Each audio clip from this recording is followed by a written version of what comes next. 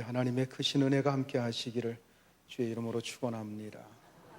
옆에 분들하고 같이 한번 인사합니다. 사랑합니다. 축복합니다.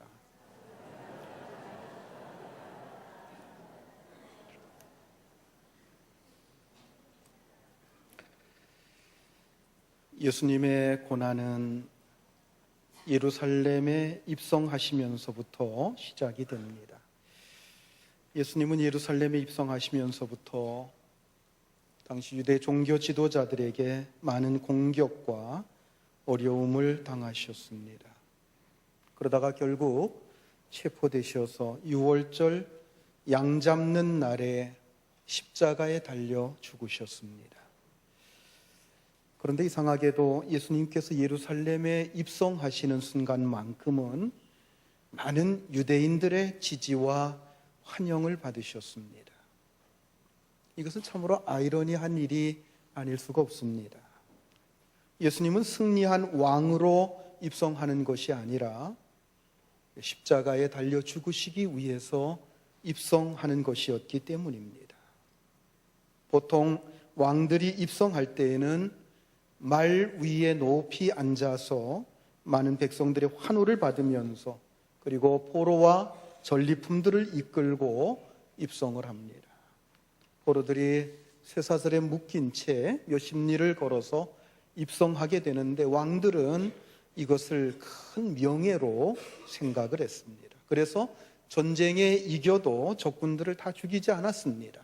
되도록 많은 포로를 산채로 데리고 입성하기 위해서 그렇게 산채로 잡았던 것입니다. 그러나 지금 예수님께서 예루살렘에 입성하시는 것은 그런 승리의 입성이 아니었습니다. 그렇다고 해서 포로로 잡힌 채 비참하게 끌려가는 입성도 물론 아니었습니다. 단지 스스로 하나님의 말씀에 순종하고 하나님의 그 예언을 성취하기 위해서 그러한 모습으로 입성을 하셨습니다.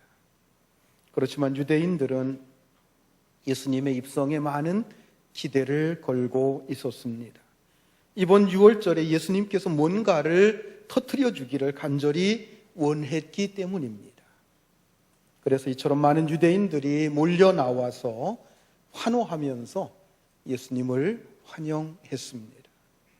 오늘 본문 12절과 13절 말씀 우리 같이 한번 읽겠습니다. 그 이튿날에는 명절에 온 큰 무리가 예수께서 예루살렘으로 오신다는 것을 듣고 종려나무 가지를 가지고 맞으러 나아가 외치되 호산나 찬송하리로다 주의 이름으로 오시는 이 곧 이스라엘의 왕이시여 하더라. 많은 백성들이 종려나무 가지를 흔들면서 예수님의 입성을 환호했습니다. 자, 그런데 종려나무 가지를 가지고 왕을 영접하는 모습은 구약 성경에서는 찾아볼 수 없는 장면입니다. 구약과 신약 사이에 이 중간기가 있는데 그 중간기에 나타난 현상입니다. 구약과 신약 사이에는 약 400~500년 정도의 중간기가 있었는데 이 중간기에 마카비 왕국이라고 하는 그러한 시대가 그 중간기에 있었습니다. 물론 이때 완전한 독립을 한 것은 아니었습니다만은 거의 독립에 가까운 상태까지 갔습니다. 그 당시는 헬라의 알렉산더 대왕이 세계를 제패하고 헬라 왕국이 가장 전성기를 이루던 때였습니다. 그때 이 막강한 헬라 왕국과 싸웠던 이스라엘의 유명한 장수가 있었는데 바로 그가 마카비였습니다. 이 마카비가 헬라와 싸워 이기고 예루살렘에 입성할 때에 많은 유대인들이 유대 백성들이 나와서 종려나무 가지를 흔들면서 그를 환영했습니다. 바로 그때부터 종려나무 가지는 이스라엘의 승리, 이스라엘의 독립을 상징하는 하나의 표시가 된 것입니다. 호산나라고 하는 말은 우리를 구원해 주소서 하는 뜻입니다. 그러므로 예수님이 입성하실 때 유다 백성들이 나와서 종려나무 가지를 흔든 이유는 예수님이 마치 마카비와 같은 장수가 되어서 빨리 이스라엘 땅을 독립시켜주고 이스라엘 땅을 회복시켜줄 것을 강력하게 요구하는 일이었습니다. 그러나 예수님께서 많은 유대인들의 환영을 받으면서 입성하시는 것, 이것은 예수님께서 원했던 일이 아니었습니다. 예수님이 어린 나귀를 타고 입성하신 이유는 정치적인 왕이나 혁명가로서 입성하는 것이 아니라고 하는 것을 분명히 하기 위해서였습니다. 그래서 위풍당당하게 백마를 타고 입성하신 것이 아니라 아주 작고 보잘것없는 나귀 새끼를 타시고 예루살렘에 입성하신 것입니다. 예수님께서 예루살렘에 입성하시면서 왜 하필이면 나귀 새끼를 타고 입성하셨는지 제자들도 그 이유에 대해서 다 알지를 못했습니다. 자, 오늘 본문 16절 말씀 우리 같이 한번 읽겠습니다. 제자들은 처음에 이 일을 깨닫지 못하였다가 예수께서 영광을 얻으신 후에야 이것이 예수께 대하여 기록된 것임과 사람들이 예수께 이같이 한 것임이 생각났더라. 제자들도 다 깨닫지 못했습니다. 그래서 제자들도 환호하는 군중들 가운데 섞여서 정신없이 같이 소리를 질러댄 것입니다. 제자들도 유대의 백성들과 똑같은 심정이었습니다. 당장 예수님께서 예루살렘에서 어떤 일을 이루어내실 줄로 기대를 했던 겁니다. 그러나 그들의 기대는 결국 십자가 앞에서 완전히 무너져 버리고 만 것입니다. 그런데 나중에 제자들이 깨달은 사실이 무엇입니까? 자기들이 그때 백성들과 함께 종려나무 가지를 흔들면서 외치고 환호했던 것은 정말 아무 쓸데없는 일이었다라고 하는 것을 그들은 깨달았던 것입니다. 우리가 오늘 본문에서 중요하게 생각해야 되는 것은 예수님께서 나귀 새끼를 타고 입성하셨다고 하는 바로 이 사실입니다. 오늘 본문 15절 말씀 우리 같이 한번 읽습니다. 이는 기록된 바 시온 따라 두려워하지 말라. 보라, 너의 왕이 나귀 새끼를 타고 오신다 함과 같더라. 예수님께서 나귀를 타고 예루살렘에 입성하신 것을 우리가 바로 이해한다고 한다면 그들은 그렇게 종려나무 가지를 흔들면서 환호할 수가 없었을 것이다 하는 겁니다. 그러나 그들이 그 의미를 다 알지 못하고 깨닫지 못했기 때문에 더군다나 제자들마저도 그 똑같은 마음으로 마음이 허황되고 마음이 부풀어 올라서 그렇게 행동을 했다는 것입니다. 그런데 나중에 가서야, 즉 예수님께서 십자가에 죽으시고 부활하신 후 예수님께서 영광을 얻으신 그 다음에야 그 의미를 분명하게 깨닫게 되었다라고 말씀하고 있습니다. 자, 그렇다고 한다면 그들이 그토록 잘못 생각하고 오해했던 그 이유가 도대체 무엇입니까? 그리고 무엇 때문에 그들이 나귀를 타고 입성하시는 예수님을 개선 장군처럼 열광을 했던 것입니까? 그리고 또한 예수님께서 나귀를 타고 입성하신 그 이유가 도대체 무엇입니까? 바로 이것이 오늘 본문이 우리에게 가르쳐 주고자 하는 굉장히 중요한 교훈입니다. 자, 우리는 먼저 유대인들이 예수님에 대해서 잘못 생각했던, 오해했던 이유가 무엇이었는지에 대해서 먼저 생각해 보겠습니다. 그들이 그렇게 오해했던 가장 큰 이유가 무엇입니까? 그것은 예수님께서 수많은 기적과 이적을 행하셨기 때문이었습니다. 문둥병자를 고치고 중풍병자를 고치고 소경과 안진뱅이와 귀머거리, 벙어리, 각종 병자들을 다 고치셨습니다. 귀신을 쫓아내시고 바다와 바람을 잠잠케 하셨습니다. 물고기 2마리와 보리떡 5개를 가지고 5,000명이라고 하는 엄청난 사람들을 넉넉히 배부르게 먹이시고도 12강주리가 남는 그런 기적을 일으키셨습니다.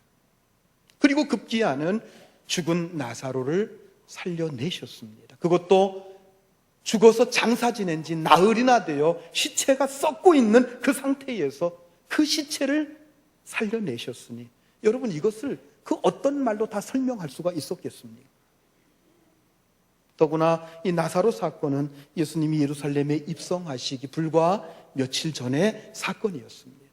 그러므로 이 엄청난 사건은 순식간에 예루살렘 일대에 쫙 퍼져나갔습니다. 더구나 유대의 최대 명절인 유월절이 였기 때문에 전국에 있던 모든 유대인들이 예루살렘으로 몰려들던 그런 시기였습니다. 200만 명이 넘는 사람들까지 모였다고 하는 그 유월절입니다. 그 많은 사람들이 예수님에 대한 소문을 듣고서 예수님을 직접 찾아서 예수님께로 모여든 것입니다. 왜냐하면 이 예수가 그들이 오랫동안 기다려왔던 메시아가 분명하다고 생각했기 때문입니다. 당시 유대 나라는 로마의 식민지였습니다. 정치적으로, 경제적으로 상당한 압박을 받고 있던 그런 때였습니다. 그러므로 이 압박과 소름에서 해방시켜줄 다윗과 같은 위대한 통치자, 위대한 왕, 그리고 마카비와 같은 영웅이 그들에게는 필요했던 것입니다. 더구나 그들은 구약의 예언을 따라서 그런 메시아가 나타날 것이라고 하는 것을 분명히 믿고 기다리고 있던 터였습니다. 그러므로 예수님의 출현은 그들이 그토록 기다리던 메시아로서 생각하기에 너무도 충분했습니다. 자, 오늘 본문 17절, 18절 말씀 같이 봅니다. 나사로를 무덤에서 불러내어 죽은 자 가운데서 살리실 때에 함께 있던 무리가 증언한지라. 이에 무리가 예수를 맞음은 이 표적 행하심을 들었음이러라. 죽어서 장사 지내 나흘이나 되어 시체가 썩고 있는 그 사람을 살려냈으니, 여러분 얼마나 놀라운 일입니까? 그 증거가 지금 그들 앞에 있습니다. 그러므로 예수님께서 예루살렘 성을 향해 들어가실 때 정말 그들은 의기양양했습니다. 그 어떤 전차나 무기로 무장한 군대라고 할지라도 전혀 두렵지가 않았습니다. 로마 황제가 직접 군대를 몰고 온다고 할지라도 전혀 겁나지 않았습니다. 싸움은 이미 끝난 것이라고 생각했습니다. 이제 로마 총독부도 로마 군대도 보따리 쌀 일만 남았다고 생각을 한 것입니다. 그리고 그동안 로마 정부의 앞잡이 노릇하던 매국노들도 다 숙청해버리고 당당하게 예수님께서 왕 위에 앉을 일만 남았다고 생각했습니다. 그러므로 그들은 호산나 이스라엘의 왕으로 오시니요 라고 하는 엄청나게 위험한 정치적인 구호를 자신만만하게 외치고 있었던 것입니다. 여러분, 지금 예루살렘은 로마 군대가 장악하고 있습니다. 예루살렘에 로마 총독부가 버젓이 서 있습니다. 평소에는 로마 총독부가 가이사랴에 있었습니다. 그러나 유대인의 절기 때가 되면 많은 사람들이 예루살렘에 모여들기 때문에 임시로 예루살렘의 총독부를 옮겨놓은 상태입니다. 이런 상황에서 이러한 정치적인 위험한 구호를 외친다고 하는 것, 이것은 로마 총독부와 로마 군대를 향해서 선전포고를 하는 것과 조금 더 다름이 없었습니다. 그러나 그들은 이 예수님과 함께만 있다고 한다면 아무것도 두려울 것이 없다고 생각을 했습니다. 그렇지만 이것은 너무나도 큰 오해였습니다. 그들은 예수님이 누구신지, 왜 이 땅에 오셨는지, 그리고 구약에서 예언한 메시아가 어떤 성격의 메시아인지 철저하게 그들은 오해하고 있었던 것입니다. 그러므로 이렇게 환호했던 그들이 불과 일주일도 채 되지 않아서 예수를 십자가에 못 박으라고, 예수를 십자가에 못 박으라고 고함치는 폭도들로 변해버리고 만 것입니다. 그 다음으로 오늘 본문을 통해서 우리가 살펴볼 것은 예수님께서 나귀를 타고 예루살렘에 입성하신 그 의미가 무엇이냐 하는 겁니다. 이스라엘 백성들에게는 하나님께서 금지하신 몇 가지 규정들이 있었습니다. 가령 고기를 먹을 때 핏째 먹지 말라든가 이방 민족과는 절대로 혼인하지 말라 하는 규정들이 있었습니다. 그런데 그런 여러 가지 규정들 가운데서 중요한 규정이 하나 있었는데, 그게 뭐냐면 말을 기르지 말라는 것입니다. 물론 농사용으로 쓰거나 일상생활용으로 쓰기 위해서 최소한의 말은 가질 수가 있었습니다. 그러나 전투용으로 말을 기를 수가 없는 것, 이것이 하나님께서 요구하신 하나님의 명령이었습니다. 그래서 이스라엘 백성들은 왕이라고 할지라도 마병을 거느릴 수가 없었고 전차를 가질 수가 없었습니다. 구약 성경에 보면 하나님께서 솔로몬 왕의 지은 죄에 대해서 지적하는 가운데 중요한 두 가지를 지적하고 있는데요. 그 두 가지가 뭐냐면, 첫 번째는 정치적인 이유 때문에 많은 이방 여인들을 끌어들여서 왕비로 삼은 것, 즉 정략 결혼을 한 것, 이것을 지적하고 있고, 두 번째는 말과 병거를 많이 둔 것에 대해서 솔로몬 왕의 죄를 지적하는 것을 볼 수가 있습니다. 시편 20편 7절에서 다윗은 이렇게 고백을 합니다. 시편 20편 7절 같이 읽습니다. 어떤 사람은 병거, 어떤 사람은 말을 의지하나 우리는 여호와 우리 하나님의 이름을 자랑하리로다. 자, 어떤 사람은 말과 병거를 의지하지만 우리는 여호와 하나님의 이름을 의지한다. 이렇게 다윗이 고백하고 있어요. 그러니까 말과 병거를 의지하는 것과 하나님을 의지하는 것을 상당히 견주어서 대등한 위치에 놓고서 얘기하는 것을 볼 수가 있습니다. 물론 이스라엘의 신앙 원리를 설명하는 얘기입니다. 그만큼 말과 병거를 의지한다고 하는 것, 이것은 굉장히 중요한 일이고, 그리고 그것은 하나님께서 굉장히 싫어하는 일이라고 하는 것을 보여주는 겁니다. 왜 말과 병거를 의지합니까? 그것은 자기 자신을 과시하기 위해서입니다. 자기의 힘을 의지한다고 하는 뜻이기도 했던 것입니다. 그래서 예수님께서는 예루살렘에 입성하실 때 말을 타고 입성하신 것이 아니라 나귀를 타고 입성하셨습니다. 이것은 자신은 지금 전쟁이나 혁명을 일으키기 위해서 예루살렘에 들어가는 것이 아니라고 하는 것을, 그 성격을 분명히 상징적으로 보여주기 위해서 예수님께서는 나귀를 타고 들어가신 것입니다. 여러분, 나귀라고 하는 것은 이 전쟁용으로 쓰기에는 적절하지가 않습니다. 왜냐하면 나귀는 민첩하지 못하기 때문입니다. 그 대신에 나귀는 아주 힘이 셉니다. 그래서 짐을 싣고 물건을 운반할 때 주로 쓰여지는 짐승이 바로 나귀였습니다. 여러분, 나귀의 모습을 아십니까? 말과는 좀 다르죠. 예, 조금 그 모양이, 그 그림이 별로 그렇게 볼품이 없는 그림이 나옵니다. 왜냐하면 좀 목이 길어야 되는데, 목이 길어야 짐승이 멋있지 않습니까? 사람도 좀 목이 길어야 저 인물이 좋다고 하지 않아요? 그런데 목이 굉장히 짧습니다. 그 다음에 나귀는 배가 좀 볼록하게 나와 있고요. 또 한 가지, 다리가 짧아요. 말과 비교해보면 정반대지요. 말은 목이 깁니다. 그리고 몸매가 어떻습니까? 굉장히 날렵하죠. 다리가 깁니다. 말이 달리는 모습, 여러분 그림이나 사진에서 많이 보셨을 겁니다. 그런데 혹시 나귀가 달리는 모습, 이 그림으로 그려놓은 거 혹시 보신 일 있습니까?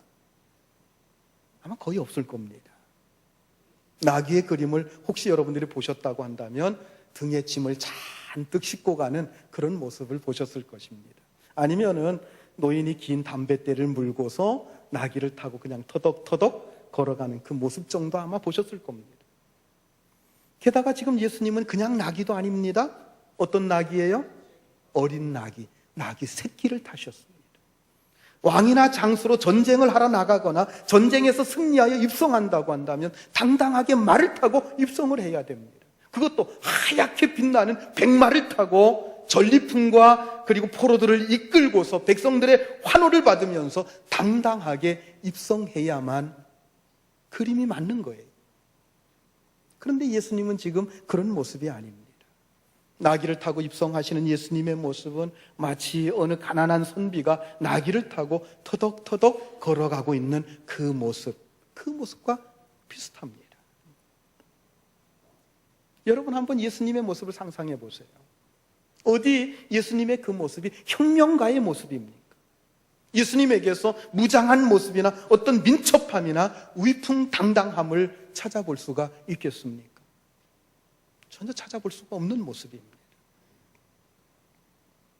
이 모습을 보았던 이 저자 요한은 오늘 본문 15절에서 구약 스가랴 선지자의 말을 인용하여 그렇게 말을 하고 있는 겁니다.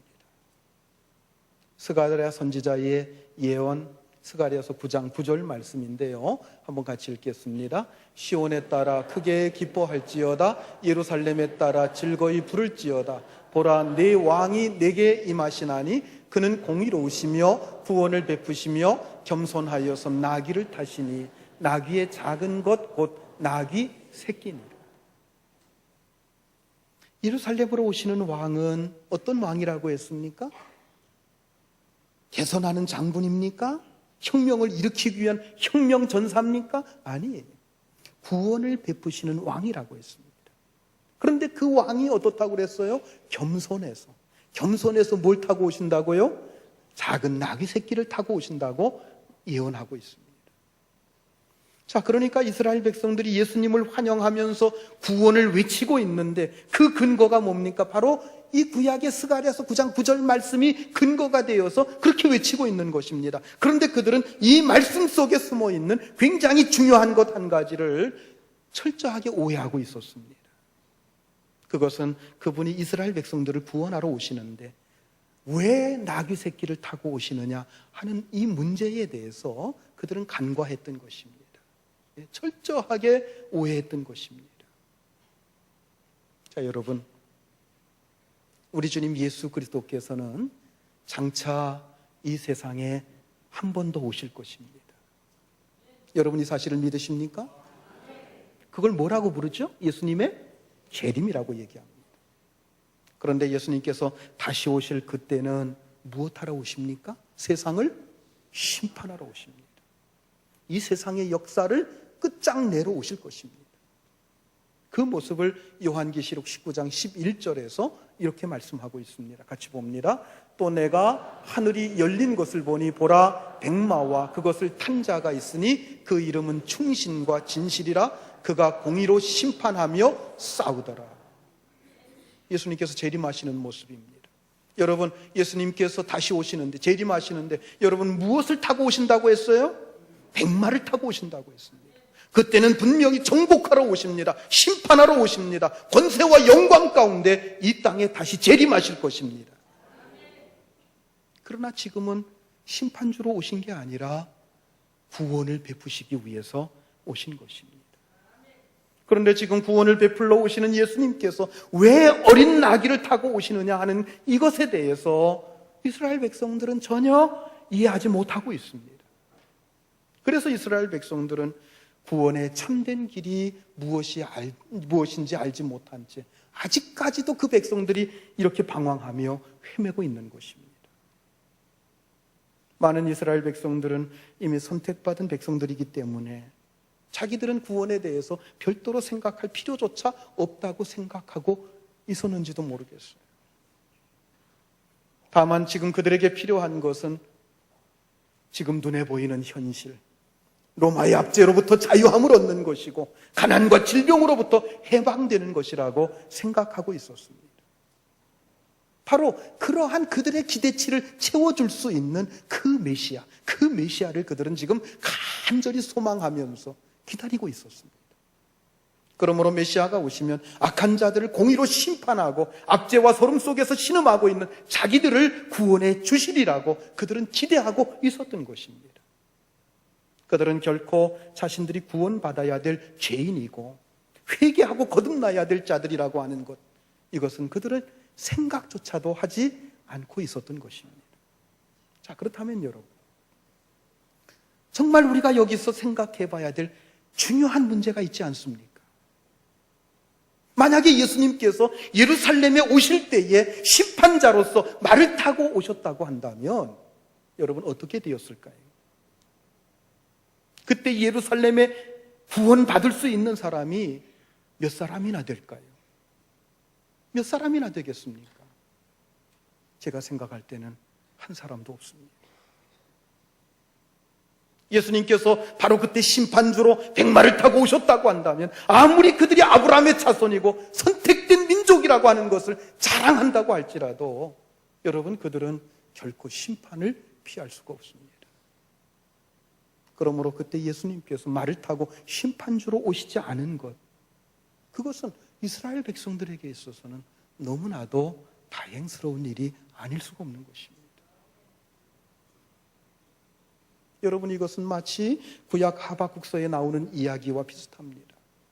하박국 선지자 당시에 이스라엘의 정세는 굉장히 어지러웠습니다. 하박국 선지자가 활동하던 당시는요, 바벨론에 의해서 완전히 멸망하기 직전 그 상황입니다.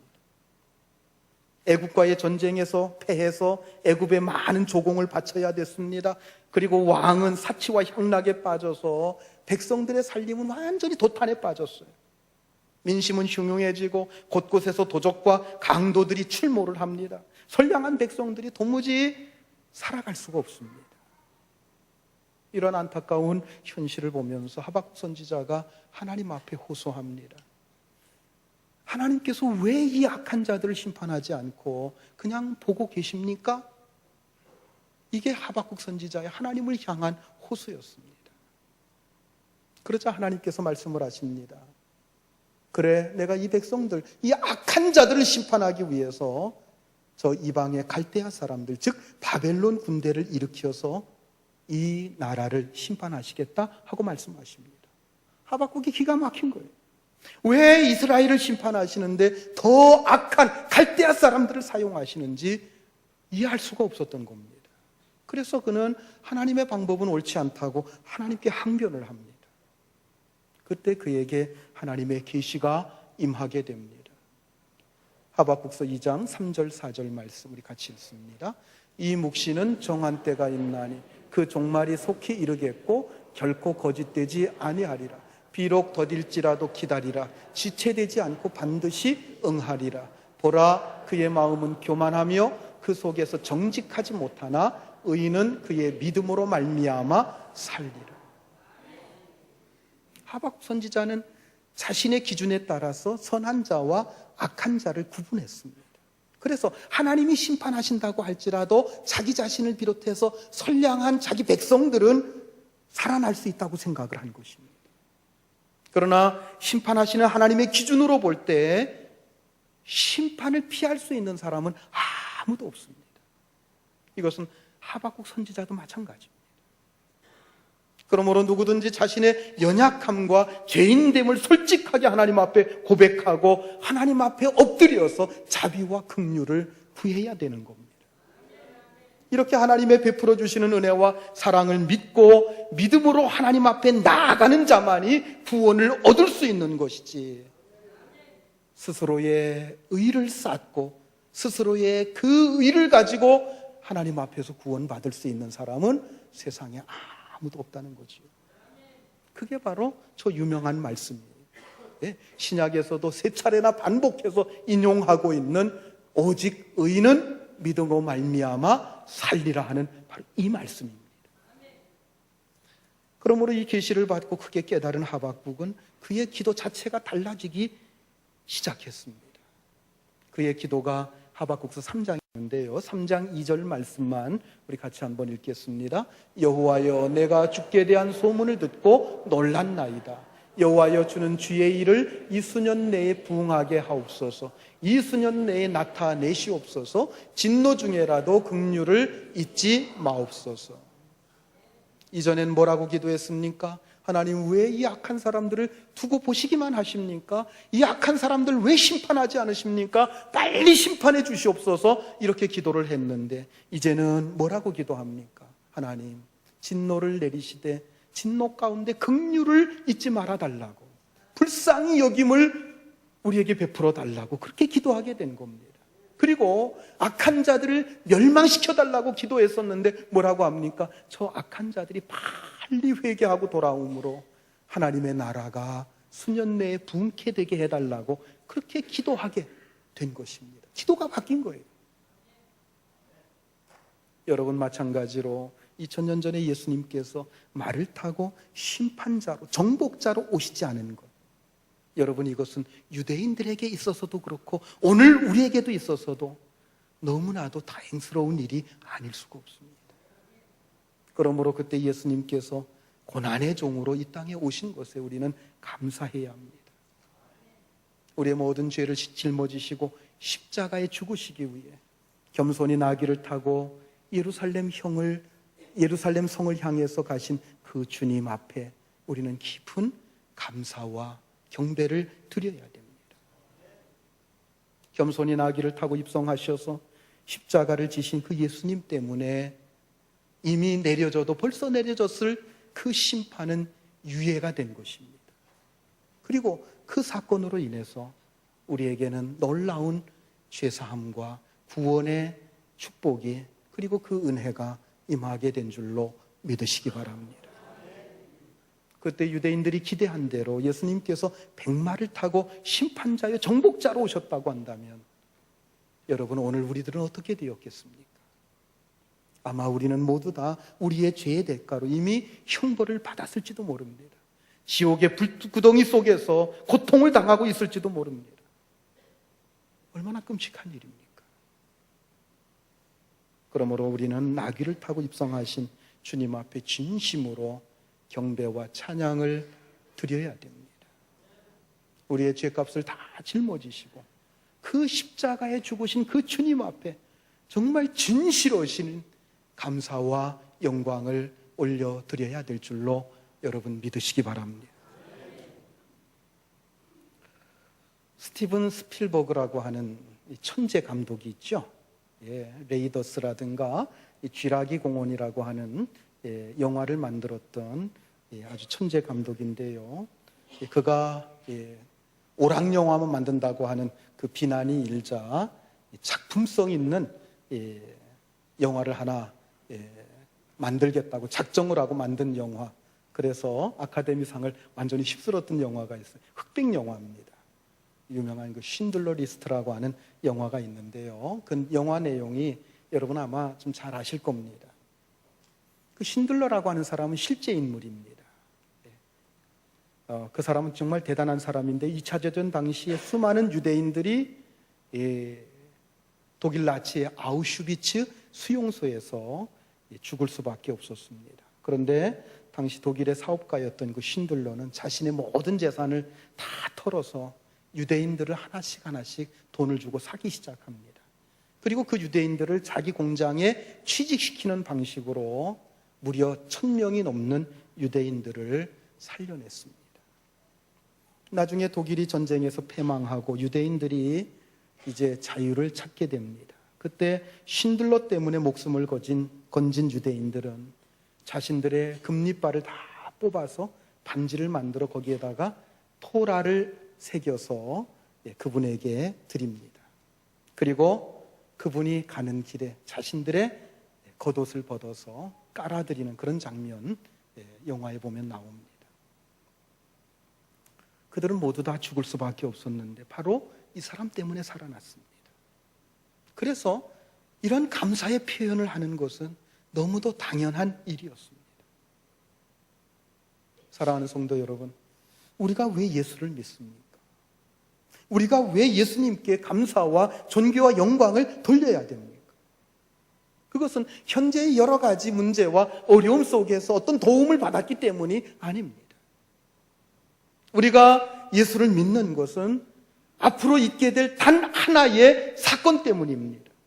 우리는 그것 때문에 미치도록 예수님을 사랑하고 예수님을 보내주신 그 하나님 앞에 감사를 드리는 것입니다. 여러분, 그 사건이 뭡니까? 마지막 심판입니다.